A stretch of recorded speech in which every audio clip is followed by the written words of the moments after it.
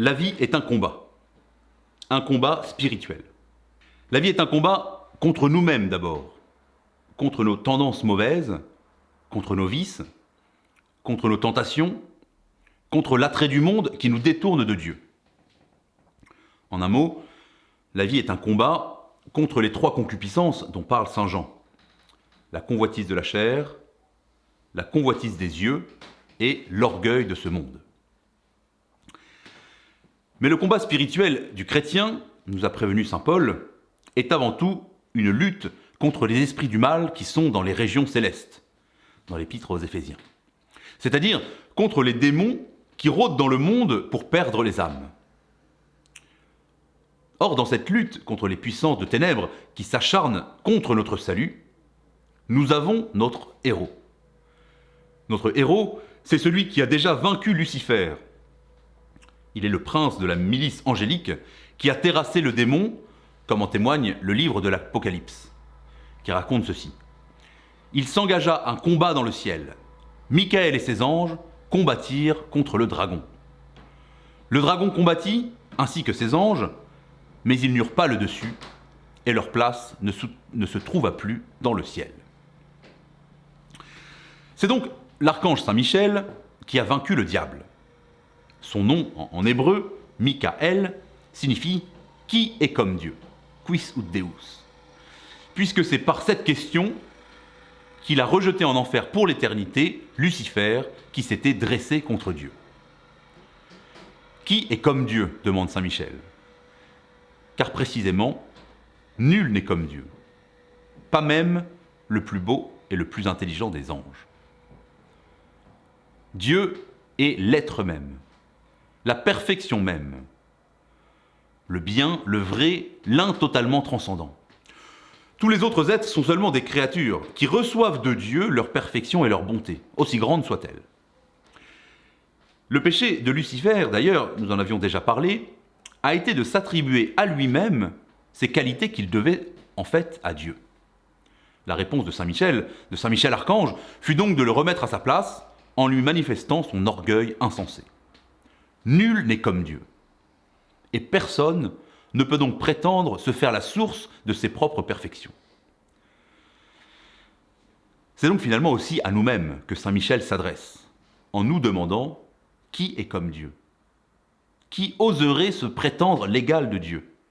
Qui voudrait se faire le centre et la fin de l'univers? Quel homme d'un orgueil insensé, d'un orgueil démesuré, oserait nier que Dieu existe pour prendre sa place? Quel homme serait assez fou pour affirmer qu'il s'est créé lui-même, qu'il n'a de compte à rendre à personne ou qu'il n'y a pas de Dieu dans le ciel pour juger de ses actes?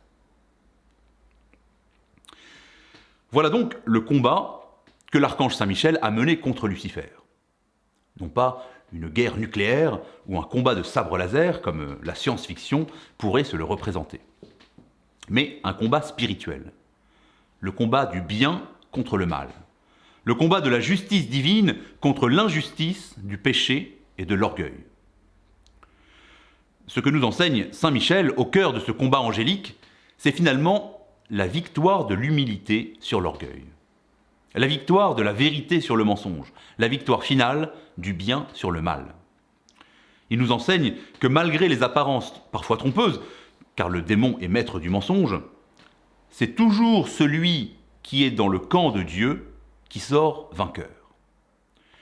L'égoïsme, la prétention, la superbe, l'injustice, la haine, l'indifférence au mal, tout cela ne nous rend pas meilleurs. Tout cela ne nous rend pas plus forts. Mais au contraire, tout cela nous rabaisse à nos propres limites, au niveau de nos pauvres illusions de créatures, bien faibles et toujours dépendantes. Celui qui vit de la force de Dieu, au contraire, même s'il est faible en apparence, il triomphe toujours, non pas de ses propres forces, mais de la force de Dieu.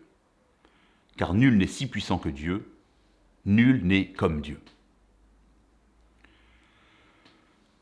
La vie chrétienne est donc un combat dans lequel Saint Michel nous montre l'exemple. Et ce combat, que l'on soit enfant ou adulte, que l'on soit un adolescent en lutte contre ses passions, Que l'on soit une jeune femme qui résiste aux attraits de la mondanité, que l'on soit un homme fort ou un vieillard qui lutte contre ces vieux démons, ce combat réclame de se faire violence. Non pas de la violence des faibles, celle qui s'acharne contre le plus petit pour s'imposer injustement, mais la violence des forts, celle qui est prête à se sacrifier pour le bien et le juste, celle qui est prête à ne faire aucune concession au mal et au péché pour atteindre le royaume des cieux. C'est le Christ lui-même qui nous l'enseigne, dans l'évangile de saint Matthieu. Depuis les jours de Jean le Baptiste jusqu'à présent, nous dit-il, le royaume des cieux est soumis à la violence, et ce sont les violents qui s'en emparent.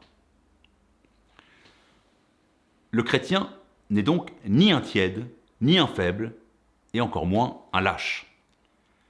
Il ne tolère pas le mal, ni n'est indulgent envers le péché.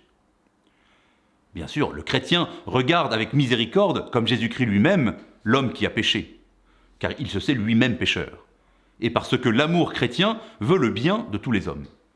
L'amour chrétien veut que le méchant se convertisse et que le méchant regrette le mal qu'il a fait, afin de recevoir la miséricorde infinie de Dieu. Le chrétien est donc un lutteur, un combattant, à l'image des martyrs des premiers siècles, des preux chevaliers du Moyen-Âge ou des saints de toutes les époques. Il est celui qui pourra dire à la fin de ses jours, comme saint Paul, « J'ai combattu le bon combat, j'ai achevé la course, j'ai gardé la foi. » Saint Michel Archange, ô vous, prince de la milice céleste, héros des légions angéliques, défendez-nous, protégez-nous, guidez-nous dans ce combat titanesque que nous livrons contre les ruses, contre les pièges, contre les mensonges et les illusions du démon. Vous qui avez autrefois vaincu Satan, en lui opposant la puissance et la majesté divine, manifestez encore votre victoire contre le diable et contre ses suppôts.